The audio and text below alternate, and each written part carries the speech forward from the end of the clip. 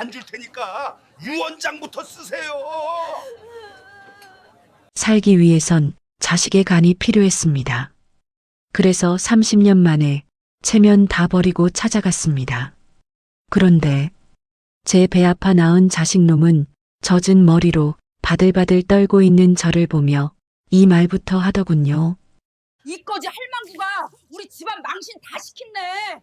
당장 안 나가. 50조를 가진 회장이었지만 그날 저는 제 자식들에게 거지 할망구라 불리며 차가운 물세례를 받고 쫓겨났습니다. 사실 저는 일부러 누더기를 걸치고 그놈들을 찾아갔습니다. 내 간을 떼어줄 자식이 아니라 내 영혼을 맡길 단 한 사람을 찾으러 가는 길이었으니까요. 핏줄보다 더 차가운 건 돈에 눈먼 자식들의 눈빛이었습니다. 50조 회장이 거지가 되어 나타난 날 그들이 보여준 인간의 밑바닥, 그리고 그 지옥 속에서 제게 털신을 신겨준 단 한 사람. 내 자식들이 발로 차버린 그 50조 이제 주인을 바꿔볼까 합니다. 오늘 그 잔인하고도 통쾌한 이야기를 들려드리겠습니다. 혹시 구독과 좋아요 누르셨나요? 여러분의 관심이 저에겐 큰 힘이 됩니다. 대한민국 경제의 거물 50조 원의 자산가 이정희 회장. 그녀가 사는 대주택은 숨이 막힐 정도로 고요했습니다. 하지만 그 화려한 거실 한복판에서 정희는 각혈을 하며 주저앉았지요. 가난 말기. 남은 시간은 고작 몇 달 뿐이었습니다. 살 길은 간 20분이라는데 정희의 머릿속엔 30년 전 버리고 온 자식들의 얼굴이 스쳤습니다. 최 비서, 내 몰골을 좀 봐. 이 화려한 옷들이 다 무슨 소용인가. 죽음 앞에서는 그저 수위일 뿐인데. 정희는 거울 속의 자신을 보며 씁쓸하게 웃었습니다.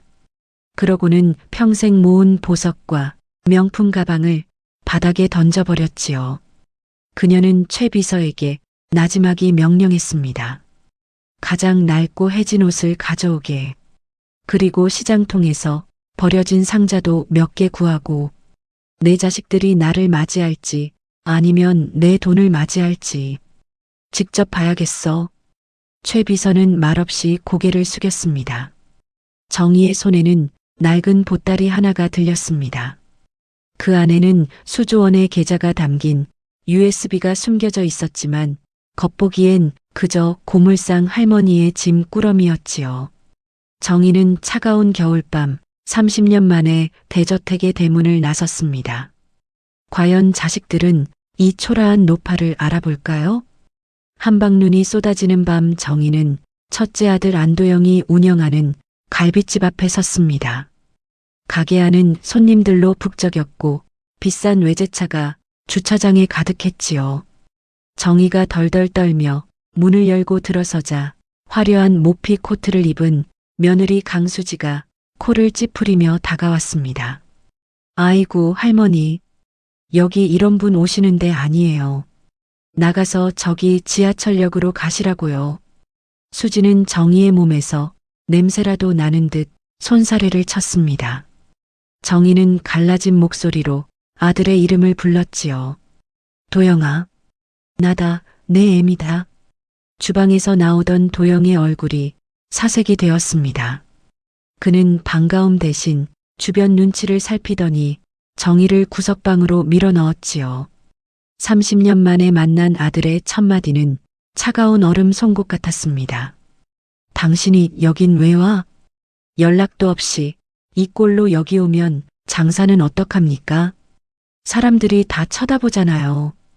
도영은 어머니의 마른 손을 잡기는커녕 식탁 위에 10,000원짜리 몇 장을 툭 던졌습니다. 정희는 떨리는 손으로 그 돈을 바라보며 미세하게 입술을 떨었지요. 그런데 그때 수지가 방으로 들어와 소리를 질렀습니다. 여보, 이 할머니가 우리 어머니라고? 말도 안 돼.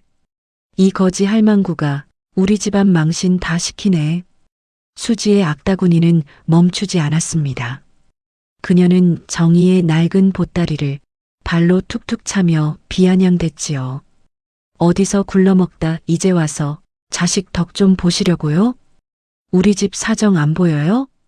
애들 과외비에 리스비에 숨이 턱턱 막힌다고요. 저 꼬락서니 좀 봐. 영락없는 노숙자네.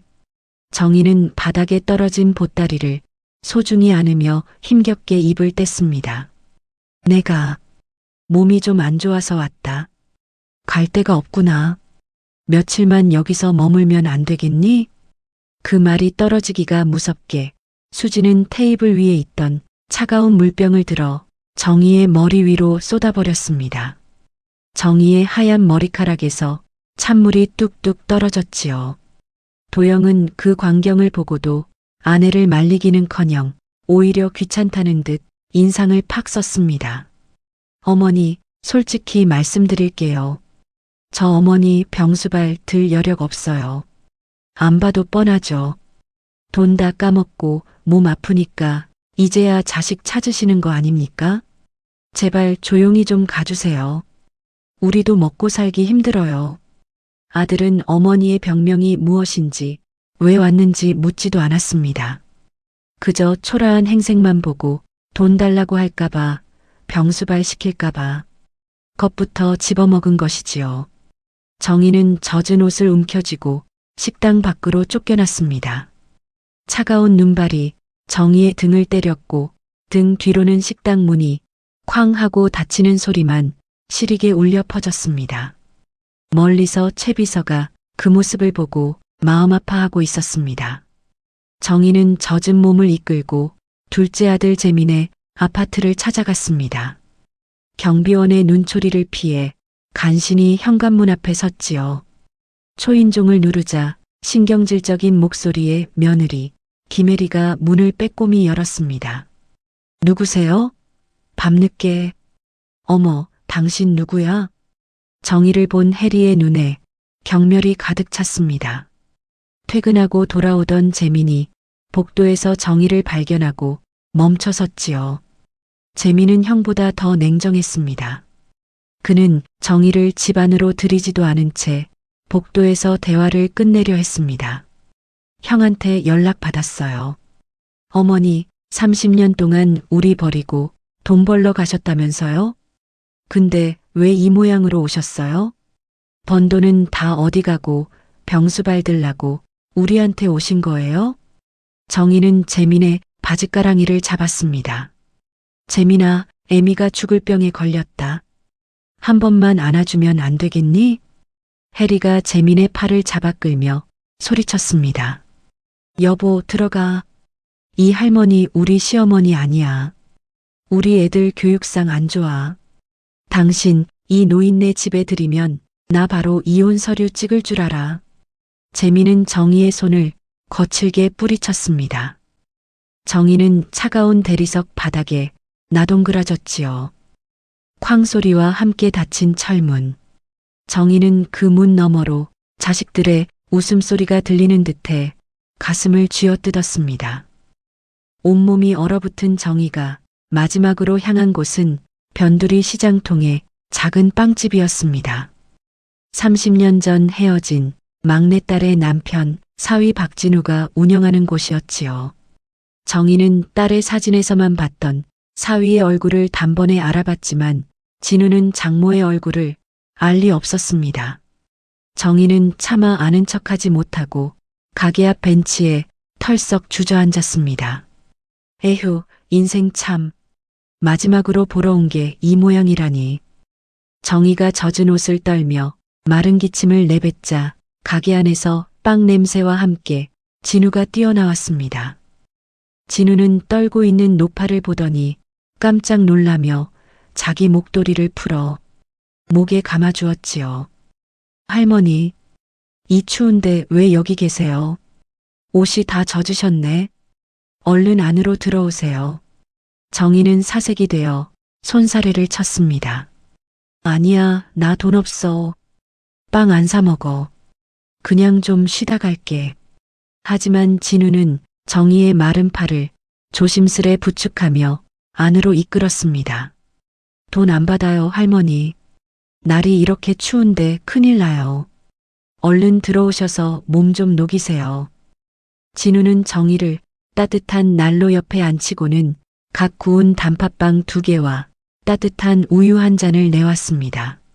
정희가 허겁지겁 빵을 한 입 베어 물자 진우는 흐뭇하게 웃으며 그녀의 젖은 손등에 핫팩을 쥐어주었지요. 천천히 드세요. 체하실라.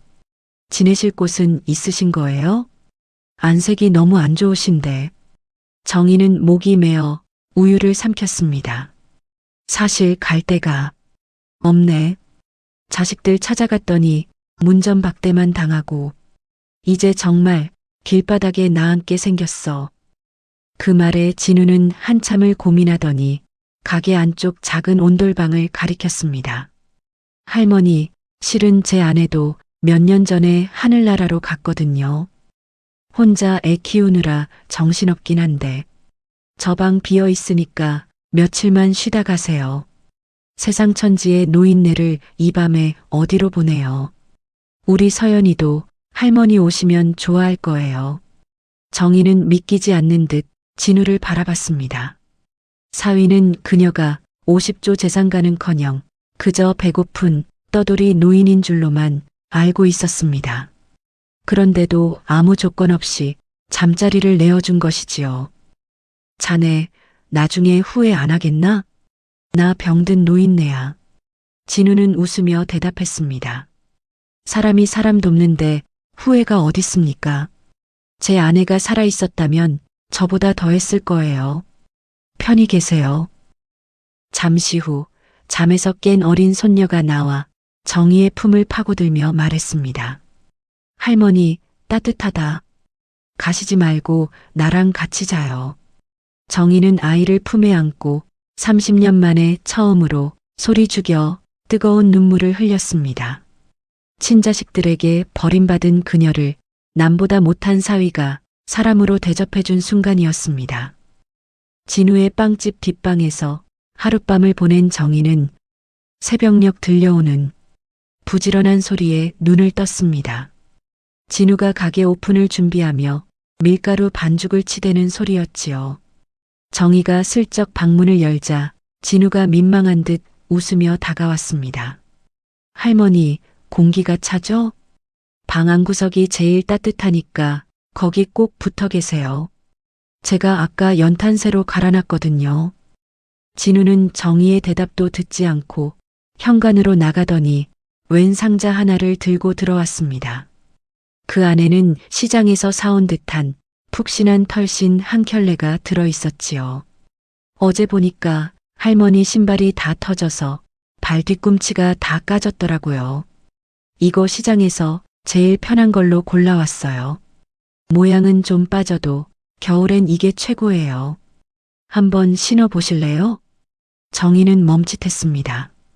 50조 회장으로 살며 수천만 원짜리 수제화만 신어왔지만 사위가 내민 10,000원짜리 털신 앞에서 왠지 모르게 코끝이 찡해졌습니다.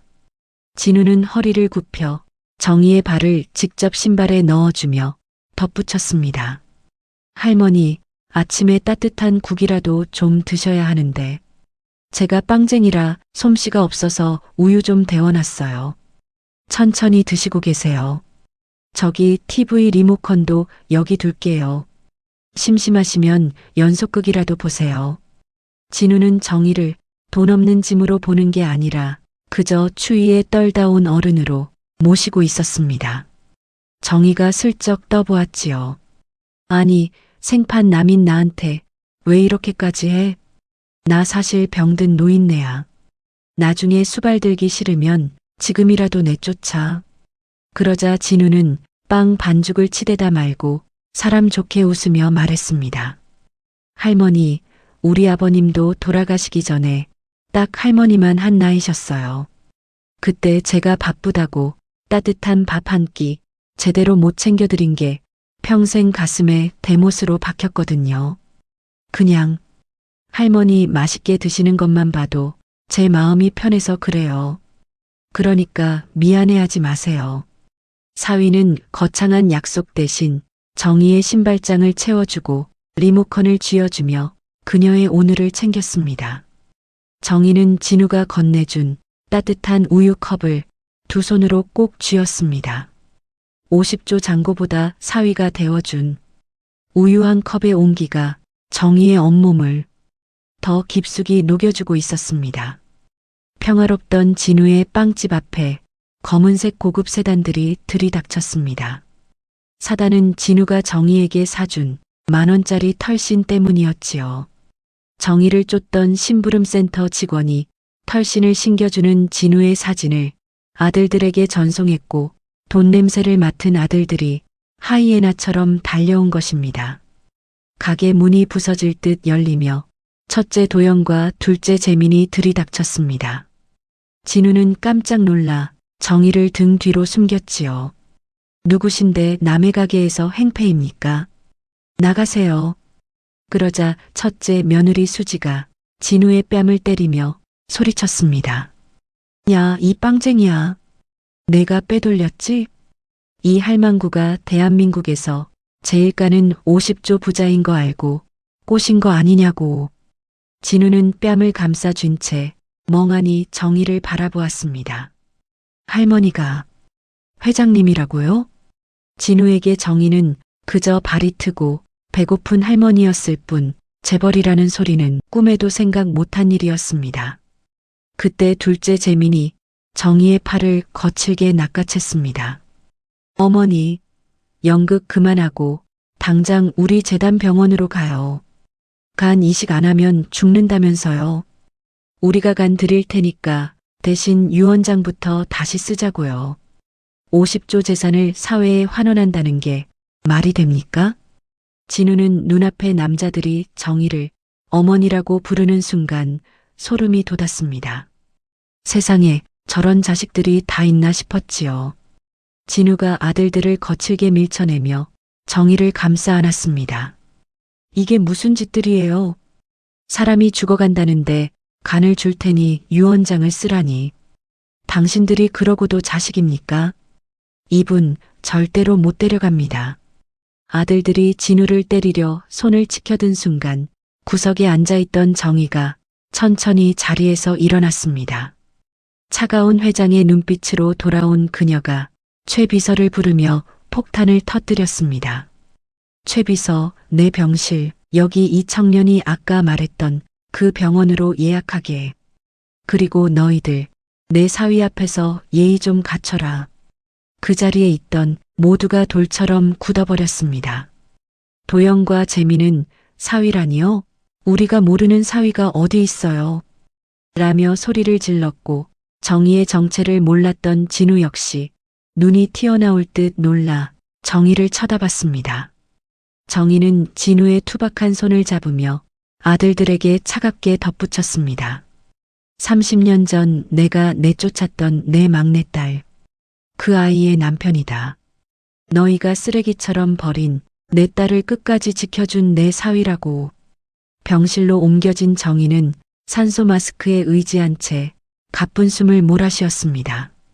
정희가 이 사람이 내 사위다라고 터뜨린 폭탄 선언에 병실 안은 얼음장 같은 정적이 흘렀지요. 진우는 떨리는 손으로 정희의 마른 손을 잡았습니다. 어머님, 정말 제 아내의 엄마이신 겁니까? 저한테는 평생 가족이 없다던 그 사람이 어떻게... 진우의 눈에서 굵은 눈물이 뚝뚝 떨어졌습니다. 정희는 힘겹게 마스크를 벗고 진우의 얼굴을 어루만졌습니다. 미안하네. 내 딸아이를 지켜주지 못한 못난 애미를 자네가 살렸어. 그 털신, 내 평생 신은 신발 중에 가장 따뜻했네. 두 사람이 눈물로 30년의 세월을 씻어내고 있을 때 병실 문이 쾅 열리며 아들들이 들이닥쳤습니다. 첫째 도영이 진우의 멱살을 잡았습니다. 야, 네가 사위라고? 30년 동안 나타나지도 않던 놈이 이제 와서 효자 노릇하면서 50조 다 처먹으려고? 어머니, 이놈한테 홀리지 마세요. 가안 그거 제가 드린다니까요. 대신 상속 비율 서류에 도장부터 찍으시라고요. 둘째 재미는 한술 더 떴습니다. 어차피 사위는 남 아닙니까? 법적으로 따지면 우리가 우선순위예요. 전원감 받아봤자 거부 반응 일어나서 죽으면 어떡할 건데요? 우리 같은 친자식 간을 받아야지. 아들들은 병실 안에서도 정의의 건강보다 상속 지분과 수술 조건을 따지며 서로 고함을 쳤습니다. 심지어 며느리들은 병실 구석에 놓인 정의의 낡은 보따리를 뒤지며 금붙이라도 나올까 눈을 번뜩였지요. 그 추악한 광경을 지켜보던 진우의 눈빛이 싸늘하게 변했습니다. 그만들 하세요. 사람이 죽어간다는데. 당신들은 이분이 엄마로 안 보입니까? 그냥 돈뭉치로 보여요? 진우는 아들들을 거칠게 밀쳐내고 의사를 찾아갔습니다. 사실 진우는 고민이 많았습니다. 어린 딸 서연이를 홀로 키워야 하는 처지에 큰 수술은 두려운 일이었지요. 하지만 방금 본 아들들의 폐륜적인 모습에 그는 결심했습니다. 어머니를 저 짐승 같은 자식들에게 맡겼다간 수술대 위에서 무슨 짓을 당할지 모른다는 공포가 밀려왔기 때문입니다. 진우는 의사 앞에 무릎을 꿇었습니다. 선생님, 제가 사위입니다. 법적으로 남이라 해도 제 아내의 목숨과 같은 분입니다. 재간이 맞는지 지금 당장 검사해 주십시오. 저 사람들 손에 어머님을 맡길 수 없습니다. 제가 살리겠습니다. 진우의 눈에는 도끼가 서려 있었습니다. 그것은 돈을 향한 탐욕이 아니라 사랑하는 아내가 그리워하던 엄마를 기어코 살려내겠다는 지독한 사랑이었습니다. 정희는 병실 유리창 너머로 간절하게 검사를 요청하는 진우의 뒷모습을 보며 50조 재산보다 더 값진 진짜 아들을 얻었음을 깨달았습니다. 수술실로 들어가기 전 정희는 병실 밖에서 들려오는 아들들의 낮은 목소리를 듣게 됩니다. 형, 사채업자들이 병원 앞까지 찾아왔어. 오늘 수술 끝나고 바로 상속 서류에 도장 안 찍으면 우리 둘 다 끝장이야. 걱정 마. 내가 이미 변호사 매수해놨어. 노인네 마치 덜 깨서 몽롱할 때 지장 찍게 할 거니까. 너도 주식빚 갚으려면 정신 똑바로 차려. 첫째 도영은 식당을 키운답시고 허영의 눈멀어 사채를 수십억이나 끌어다 썼고, 둘째 재미는 한탕을 노리고 주식에 손을 댔다가 회장 아들이라는 신용으로 땡긴 빚만 산더미였습니다. 그들에게 정의에 간 이식은 어머니를 살리는 수술이 아니라 자신들의 빚을 탕감해줄 50조짜리 현금 인출기를 고치는 작업이었지요. 정희는 병실 문 너머로 들리는 자식들의 탐욕스러운 웃음소리에 눈을 감았습니다. 너희는 내 자식이 아니라 내 피를 빨아먹으려는 거머리였구나. 정희와 사위 진우가 수술실로 들어간 직후 최 비서가 움직이기 시작했습니다. 정희는 수술 직전 최 비서에게 정권을 위임하며 단 한마디를 남겼지요. 내 이름으로 된 모든 보호막을 거두어라. 최 비서는 가장 먼저 도영의 사채업자들에게 연락했습니다. 그동안 회장님의 명령으로 막아주던 상환 독촉을 오늘부터 허용한다는 신호였지요. 순식간에 사채업자들이 도영의 식당으로 들이닥쳐 빨간 딱지를 붙였고, 도영은 수술실 앞 복도에서 사채업자들에게 멱살을 잡힌 채 질질 끌려나갔습니다. 동시에 최 비서는 재민의 회사에 정의의 친필 서신을 보냈습니다. 내 아들의 주식 담보대출에 대해 더 이상 개인 자산으로 보증하지 않겠다는 통보였습니다. 주가 폭락과 함께 담보 가치가 사라지자 재민은 그 자리에서 모든 주식을 강제 청산당하고 벼랑 끝으로 내몰렸습니다. 며느리들은 병실 복도에서 서로 내 남편 때문에 우리 인생 망했다며 머리채를 잡고 싸우다 보안 요원들에게 쫓겨났습니다. 엄마라는 거대한 뒷배가 사라지자마자 허영으로 쌓아 올린 그들의 삶은 먼지처럼 부서져 내렸습니다. 수술은 기적처럼 성공했습니다. 건강을 회복한 정희는 가장 먼저 파격적인 인사를 단행했습니다. 자신의 회사를 사심 없는 전문 경영인에게 맡겨 시스템으로 돌아가게 만든 것이지요. 최비서, 내 사위 진우는 그 착한 성품 그대로 살게 해주고 싶네. 회사는 전문가들에게 맡기고 우리 진우는 그저 빵이나 굽게 두게나. 정희는 50조 재산의 상당 부분을 사회에 환원하고 사위 진우와 손녀 서연이의 미래를 위한 든든한 신탁 자산만 남겨두었습니다. 그리고 본인은 화려한 저택을 떠나 진우의 빵집 2층으로 거처를 옮겼습니다. 이제 정희는 앞치마를 두르고 빵집 카운터를 지키는 인자한 할머니가 되었습니다. 사위 진우는 장모님이 50조 회장이든 아니든 예전처럼 정성껏 빵을 구워 장모님 대접을 합니다. 어머님, 오늘은 햇살이 참 좋네요. 빵 냄새가 가게 안 가득해요. 가끔 시장 구석에서 노숙자로 전락한 아들들이 빵 한 조각을 얻어먹으러 온다는 소문이 들리지만 정희는 눈길 한 번 주지 않습니다. 허영과 욕심으로 산 인생은 결국 제자리로 돌아가는 법이지. 이제야 내 주변이 조용하구나. 노을 지는 오후 빵집 앞 벤치에 앉아 사위가 갓 구워낸 따뜻한 단팥빵을 먹으며 정희는 생각합니다. 30년 전 잃어버린 딸이 보내준 이 선물이야말로 인생에서 가장 값진 유산이었다고 말이죠. 진우야, 빵 냄새 참 좋구나. 이게 진짜 사람이 사는 맛이지. 여러분, 인생에서 가장 따뜻한 온기는 결국 사람에게서 온다는 것을 오늘 사연이 우리에게 주는 교훈이 아닐까 싶습니다. 50조 재산보다 값진 것은 내 곁에서 말없이 털신을 신겨주는 그 한 사람의 진심이었습니다. 여러분 곁에도 그런 따뜻한 인연이 늘 함께 하시길 진심으로 기원합니다. 저희는 앞으로도 이렇게 가슴 뭉클한 감동과 속 시원한 사이다 사연으로 여러분의 친구가 되어드리겠습니다. 지금 이 따뜻한 마음을 잊지 않으시도록 아래 구독과 좋아요로 저희와 인연을 맺어주시는 건 어떨까요? 여러분이 눌러주시는 구독 버튼 하나가 저희에게는 세상 그 무엇보다 든든한 응원이 됩니다. 알림 설정까지 해두시면 매일매일 정성껏 구운 빵 냄새처럼 향긋한 사연을 들고 제일 먼저 찾아뵙겠습니다. 오늘도 끝까지 함께 해주셔서 정말 고맙습니다. 건강하시고 늘 평안하십시오.